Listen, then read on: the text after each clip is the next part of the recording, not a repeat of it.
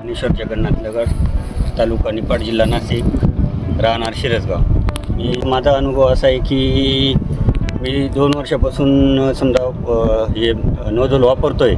तर याचे जे निघणाऱ्या पाण्याचे जे ड्रॉप आहे ते धुक्कं खूप चांगल्या पद्धतीत करतं. आता मी एकरीच्या हिशोबाने काही तेलाच्या हिशोबाने मी काही ज्या पावडरी मारलेल्या आहे या समजा की पावडर बेसमधल्या तुम्ही बघू शकता की डाळिंबाच्या याच्यावरती कुठं पण तुम्हाला असे पावडरीचे डॉट, म्हणजे मी एकरी 600 लिटर पाणी मारतो आहे पण असे पावडरीचे स्पॉट वगैरे जास्त कुठंच काही दिसती नाही. डायरेक्ट असा माल म्हणजे पावडर मारली की नाही मारली. आणि 600 लिटर एकरी पाणी मारूनसुद्धा झाडावरून डायरेक्ट असं पाणी वगळत नाही. टोटली फक्त पानावरती आणि फळावरती ते असं धुक्का टाईप जातं आहे. आणि शेतकऱ्यांना एक मी सांगू इच्छितो की तुम्ही तुमच्याकडं 2 ब्लोअर असतील 3 ब्लोअर असतील तर तुम्ही एका ट्रॅक्टरवरती तुम्ही गोदावरीचे ते फुलं टाकावे.